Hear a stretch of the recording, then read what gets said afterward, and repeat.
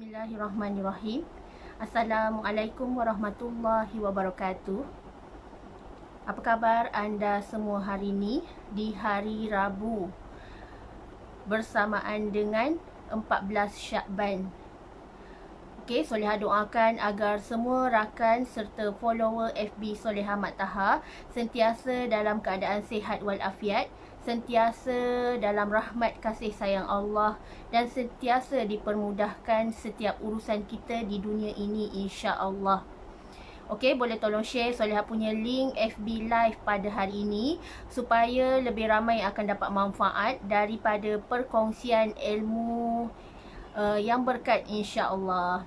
Okey, hari ini sharing ilmu FB Live Solehah yang ke-180 bertajuk jangan merajuk dengan Allah. Jangan kita rasa nak merajuk dengan Allah. Tak baik tau. Okey, sebelum tu Solehah mulakan sharing ilmu pada hari ini dengan selawat dan juga doa seperti kebiasaan. Allahumma salli ala Sayyidina Muhammad wa ala alihi Muhammad. Allahumma salli ala Sayyidina Muhammad wa ala alihi Muhammad. Allahumma salli ala Sayyidina Muhammad wa ala alihi Muhammad. Bismillahirrahmanirrahim. Allahumma ftah alaina hikmataka wa ansyur alaina min khazaini rahmatika ya arhamar rahimin. Rabbi shrahli sadri wa yassirli amri wahlul 'uqdatan min lisani yafqahu qawli. Amin ya Allah ya mujib. Okey. Sebelum tu Solehah perkenalkan diri Solehah kepada new follower dan friend list FB yang baru. Alhamdulillah, nama seperti yang tertera, Solehah Mat Taha merupakan great leader bagi kawasan Keluang Johor. Solehah telah mempunyai lebih 300 orang ejen yang berdaftar under tim Solehah, Alhamdulillah. Dan Solehah merupakan bekas graduan daripada Universiti Sains Islam Malaysia, Fakulti Syariah dan Undang-Undang, pengkhususan dalam kos fiqh dan fatwa. Okey, salam silaturahim, salam ukhuwah, salam perkenalan. Semoga banyak informasi dan ilmu pengetahuan yang boleh Solehah sharing dengan anda semua dan anda dapat follow dengan sangat mudah, insya-Allah. Okey, tajuk hari ini adalah jangan merajuk dengan Allah. Kenapa kita tak boleh nak merajuk dengan Allah? Jangan ada perasaan berkecil hati dengan Allah. Hati kita ni pemiliknya adalah Allah Subhanahu Wa Taala. Jangan kita merajuk dengan Allah. Sebab hidup kita manusia ini tidak lari daripada ujian. Tidak dinamakan hidup kalau tak ada ujian. Allah berikan kita ujian sebab Allah sayangkan kita. Allah kasihkan kita. Sifat Allah yang Ar-Rahman dan Ar-Rahim adalah untuk kita sebagai hamba dan manusia yang duduk di muka bumi ini. Allah suruh kita jaga agama Allah. Allah suruh kita buat amal kebaikan dan kumpul saham pahala kita, insya-Allah. Dan apa lagi? Allah berikan kita ujian untuk menaikkan darjat kita supaya kita dipandang mulia oleh orang lain dan Allah akan melihat kita sebagai hamba yang bertakwa, hamba yang beriman, insya-Allah. Selain itu, kenapa kita dilarang untuk merajuk dengan Allah? Jangan ada rasa berkecil hati dengan Allah, insya-Allah. Sebabnya Allah nak hapuskan dosa kita sebagai manusia. Allah nak hapuskan dosa kita sebagai hamba. Kita hidup di dunia ini banyak sangat buat dosa. Kita hidup di dunia ini penuh bergelumang dengan dosa. Allah nak cucikan dosa kita. Allah nak berikan kita kehidupan yang terbaik untuk hari akhirat nanti.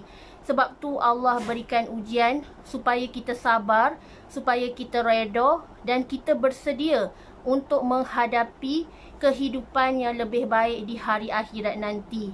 Adakah anda redha dan pasrah dengan setiap ujian yang Allah berikan? Ujian Allah ni mengajar dan mendidik diri kita supaya terus bersangka baik dengan Allah, supaya terus sentiasa bersyukur dan sentiasa memanjatkan terima kasih kepada Allah. Sebab tu Allah berikan kita ujian Ujian ni adalah fitrah, lumrah Allah berikan kepada manusia supaya dirinya sentiasa tak jauh daripada Allah, sentiasa mengingati Allah di dalam waktu kesusahan ataupun kesenangan, insya-Allah. Jangan merajuk dengan Allah. Selain tu, kenapa kita dilarang untuk tidak merajuk dengan Allah? Sebabnya Nabi dan para Rasul juga diuji. Semua hamba Allah, Nabi dan Rasul juga diuji dan tidak terlepas daripada sebarang ujian Allah. Lagilah kita ni manusia biasa yang penuh dengan dosa. Sebagai contoh, Allah berikan ujian kepada Nabi Ayub yang diberikan ujian dengan penyakit kulit yang sangat teruk. Dan Nabi Muhammad sendiri ditentang oleh bapa saudaranya. Sanak saudaranya sendiri menentang perjuangan dakwah Rasulullah. Inilah ujian buat Rasulullah. Tapi adakah Nabi kita Muhammad berputus asa untuk terus meneruskan dakwah walaupun ujian datang bertimpa-timpa, walaupun bapa saudaranya nak membunuh baginda Rasulullah, tapi Rasulullah tetap pada imannya dan akidahnya kepada Allah Subhanahu Wa Taala. Tak berganjak sedikit pun rasa takut dekat hati dia, hanya melainkan dia takut kepada Allah. Nabi juga diuji. Lagilah kita manusia biasa yang sentiasa diberikan ujian. Nabi Lut diuji dengan kaumnya melakukan hubungan sejenis. Ini Nabi. Nabi juga tak terlepas daripada ujian Allah.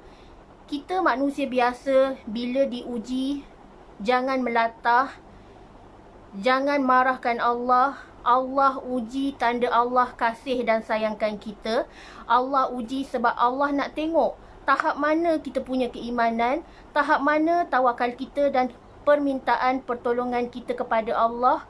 Adakah kita hanya duduk sahaja ataupun kita berusaha all out untuk bantu agama Allah?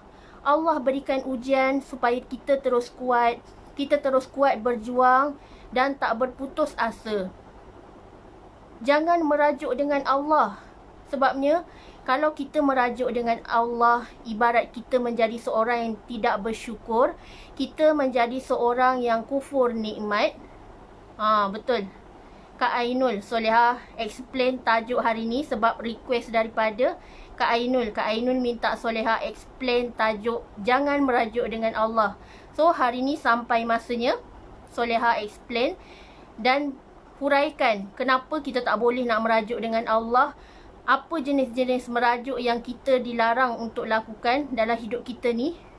Inilah dia ujian. Hidup manusia ni tak lari daripada ujian. Sentiasa diuji, sentiasa ada pahit manis dalam kehidupan kita. Dia ibarat roda. Roda kehidupan manusia sentiasa berputar. Kadang-kadang manusia ada di atas, kadang-kadang manusia ada di bawah. Dan dia takkan selamanya di tempat yang sama.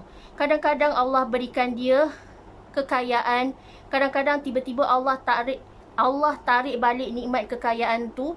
Dan Allah uji dan Allah berikan dia ujian yang mengikut kemampuannya. Allah berikan manusia ujian, semua mengikut kemampuan. Allah tak zalim.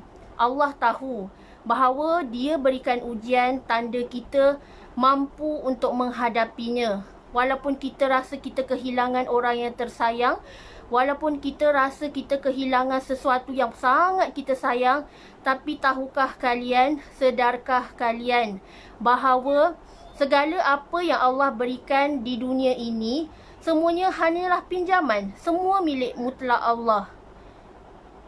Kita tak boleh nak cakap itu milik hak kekal kita. Kita tak boleh nak cakap bahawa kita nak bawa semua harta kekayaan kita hingga akhirat. Tak. Semua tu adalah hanyalah pinjaman. Allah berikan kita miskin ujian. Allah berikan kita hidup kaya raya adalah ujian. Allah nak tengok macam mana kita bawa, macam mana kita guna harta yang telah Allah berikan. Contohnya kalau kita jadi orang kaya, adakah kita menjadi jutawan yang bertakwa ataupun kita jadi jutawan yang sombong?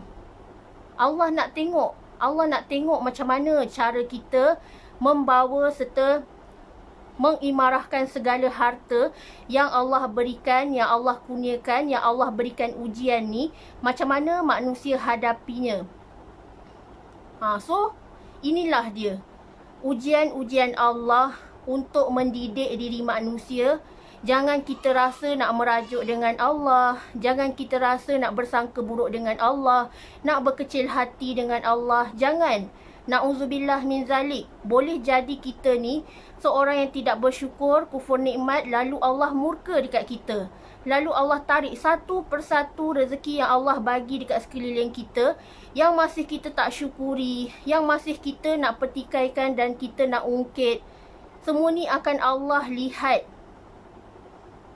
Sebagaimana inilah dia Allah Maha Penyayang. Allah berikan kesusahan dan kemudian Allah berikan kesenangan. Allah telah ulang 2 kali dalam surah Al-Insyirah. Inna ma'al usri yusra wa inna ma'al usri yusra. Setiap kesusahan pasti ada kemudahan. Setiap kesukaran pasti diiringi dengan kesenangan di satu hari nanti. Adakah kita sabar? Adakah kita reda? Adakah kita pasrah dengan semua ujian Allah ini?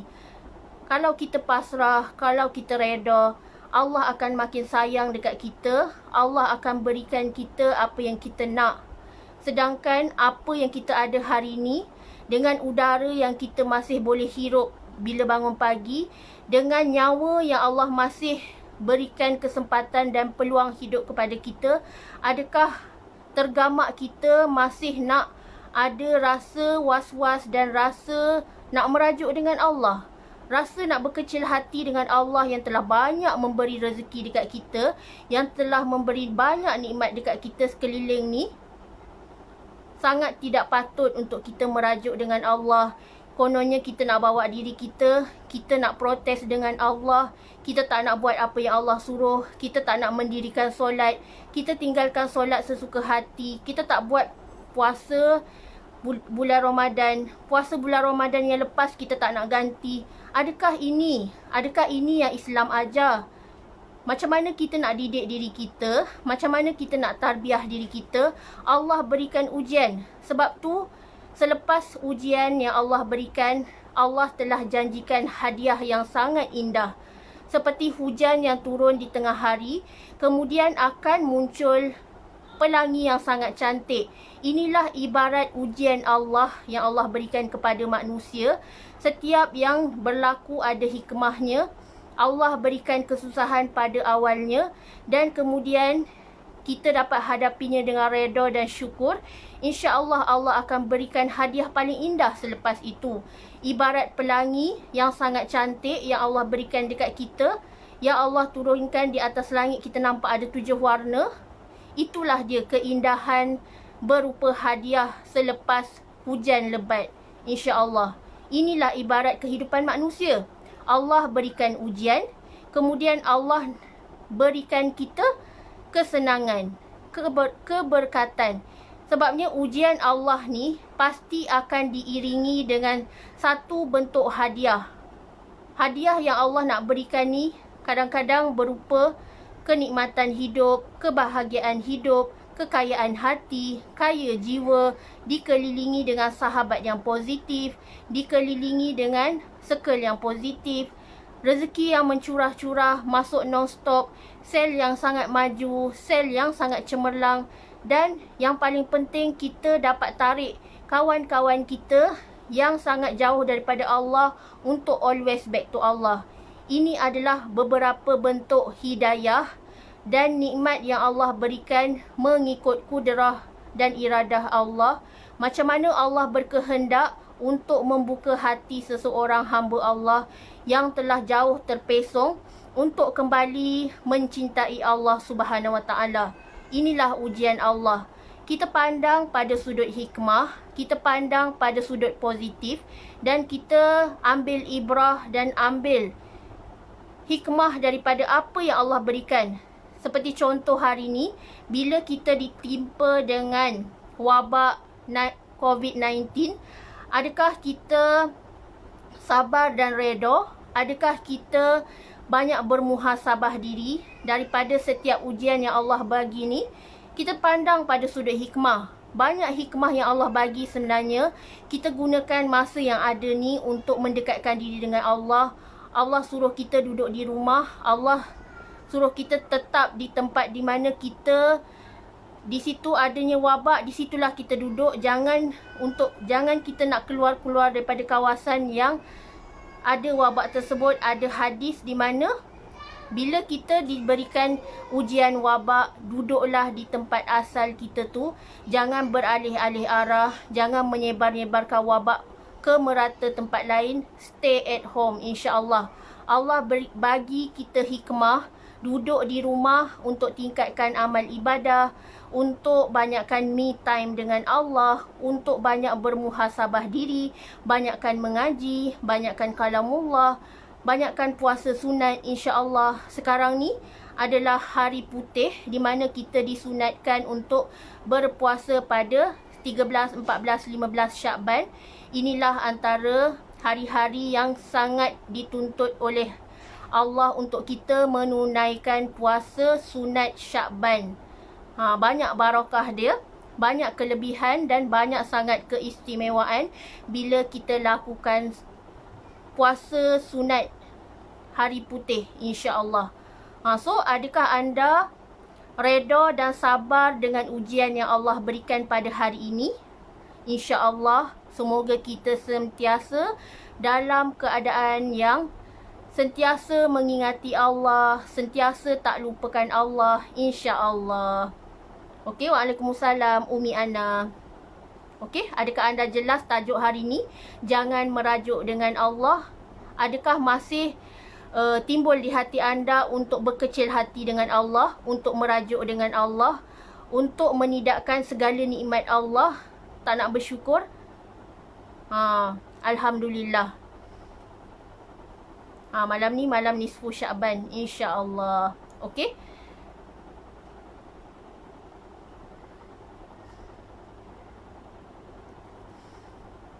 Ada apa-apa soalan?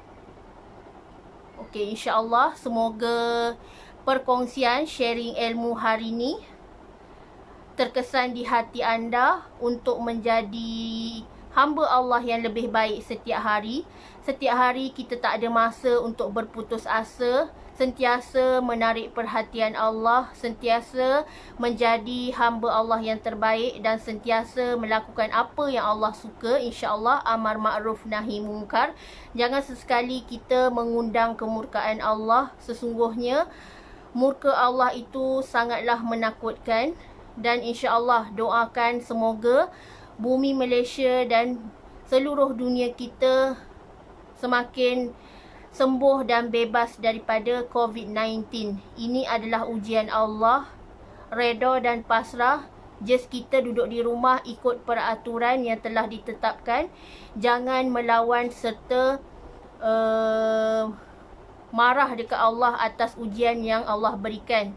Sebabnya time PKP ni, walaupun Allah berikan ujian wabak seperti ini, kalau kita yakin rezeki itu ada untuk kita, kita takkan bersangka buruk dengan Allah. Kita yakin setiap rezeki ni ada Allah jamin untuk kita. Kalau kita sabar dan reda, tak ada masalah dalam hati kita, tak cukup rezeki, tak cukup duit, tak ada bahan makanan, tak ada bekalan makanan. Just serahkan semuanya kepada Allah. Allah tu maha adil, Allah tu maha kaya. Pertolongan Allah sentiasa ada kepada manusianya yang beriman dan beramal soleh, insya-Allah. Okey, semoga bermanfaat. Semoga kita semua dalam kasih sayang Allah, banyakkan top up ilmu, banyakkan top up amal ibadah kita. Mana-mana yang lompong solat kita yang kucar kacir sebelum ni, inilah masanya kita nak repair solat kita. Macam mana zikrullah kita sebelum ni tak pernah nak berzikir, apa kata masa inilah kita banyakkan memuji-muji Allah, banyakkan menyebut nama-nama Allah. InsyaAllah hidup kita dan hati kita akan menjadi tenang dan sentiasa bahagia dan reda, bersyukur dengan segala nikmat dan ujian Allah. Okey, wabillahi taufiq wa hidayah. Wassalamualaikum warahmatullahi wabarakatuh.